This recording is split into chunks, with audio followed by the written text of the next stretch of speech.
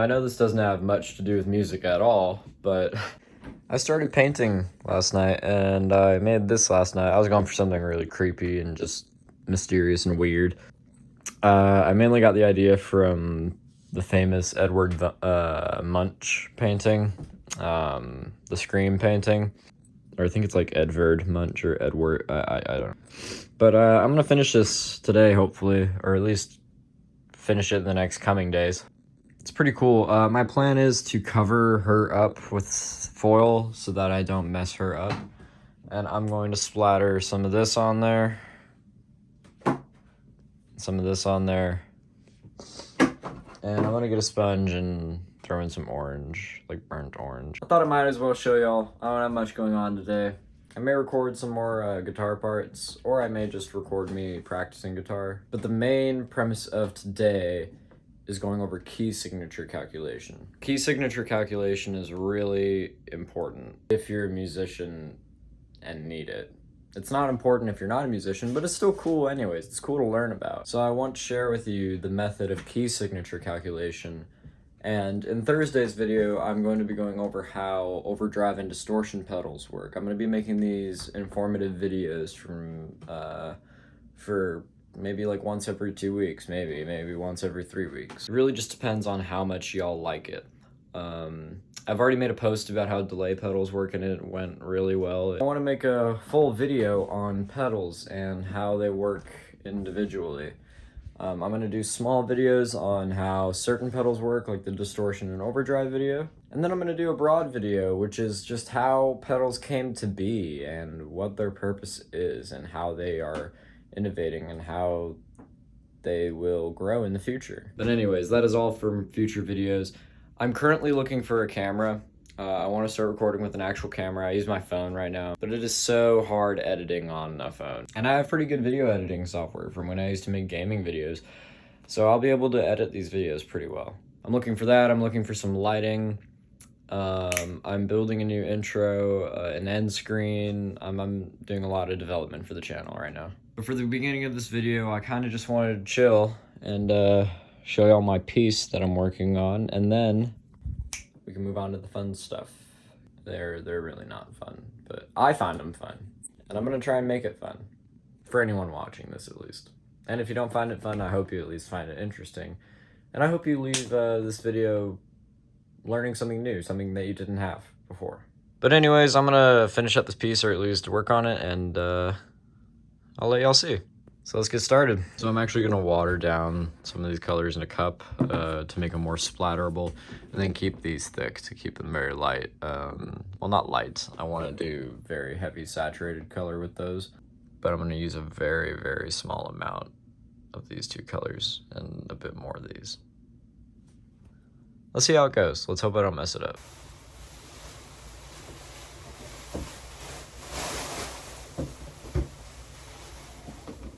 Let's put my stool here so I can spin the canvas.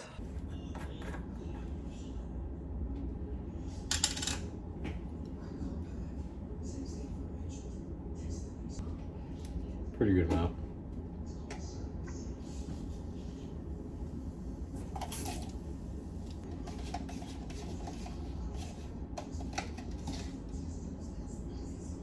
All right, time to start. So I'm actually gonna test its liquidity by testing it on a piece of paper first before I commit to the canvas. I'm gonna cover her up.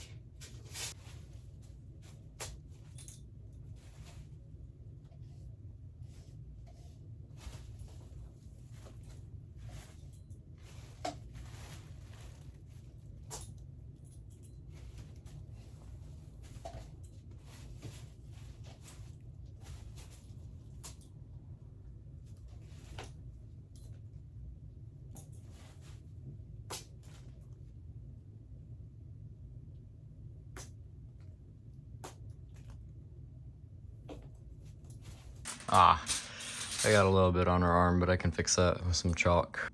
All right, so now I'm gonna continue with the teal. Just a little bit, I don't wanna overdo it. I don't wanna ruin it.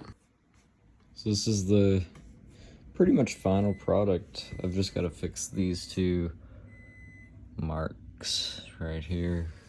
But she's pretty much finished. Probably gonna hang her up there. It's my first painting, my first serious painting, and I'm really happy with it. It did great.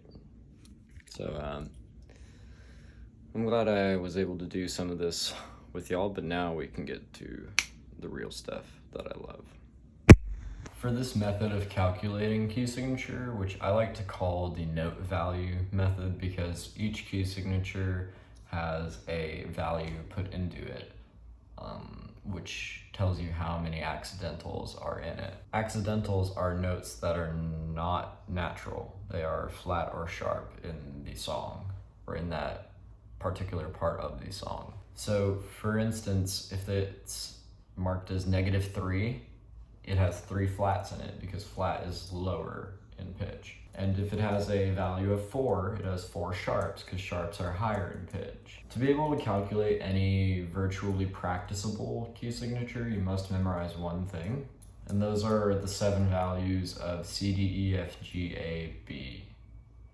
All of these natural key signatures and their values will help you dictate other values for C flat, C sharp minor. Let's use the key of C for instance. If I would like to convert the key of C to C flat, I must subtract 7, and it will give me 7 flats, which means the key of C flat has 7 flats in it. And if I would like the key of C sharp, I add 7. So the key of C sharp has 7 sharps. These values of these original natural keys will help you find the flat and sharp versions. All you must do is add and subtract 7 depending on if you would like the sharp or the flat key. Another example I will show you is going from the key of E to the key of E flat.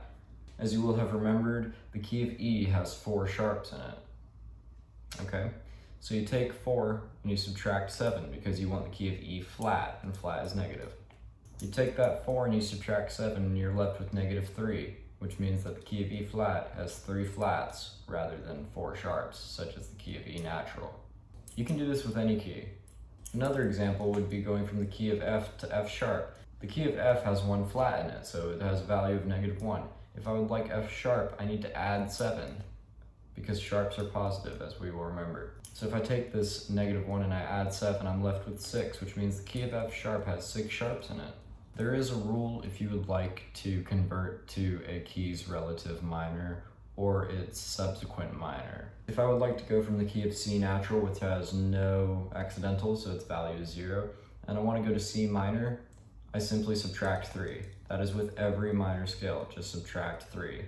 In this example, C has 0 accidentals, so if I subtract 3, C minor has 3 flats. Our final example for the minor basic conversion is the key of D, which has a value of 2, so it has 2 sharps. If I subtract 3, I'm left with -1, which is 1 flat. The key of D minor has 1 flat. Now finally, some key signatures do require 2 conversions, such as the case if you were to want C sharp minor. If you would like to achieve C sharp minor, you must start with C's value, which is 0, and if you would like the sharp variant, you add 7. So C sharp has 7 sharps. Now, if I would like C sharp minor, I take that new value of 7 and simply subtract 3. Therefore, C sharp minor has 4 sharps instead of 7.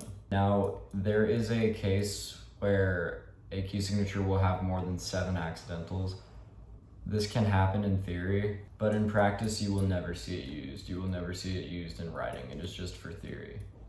This is a new concept that I'm learning about as we go on, and this is the information that I have learned over time as I am learning about it. It is very rudimentary if you want to compose or even understand to read music proficiently. This is the easiest way, because if you remember these values and you remember the rules of how to calculate, it will be easy. It's just a matter of reading those first basic values over and over and over and over, just getting it in your head so that you know, okay, E has the value of 4, it's got 4 sharps. If I want E flat, I subtract 7. It's really a matter of time, and that is the biggest struggle with people. They don't put enough time into it, and they simply are baffled by why they don't understand it. They just put 30 minutes every week into it.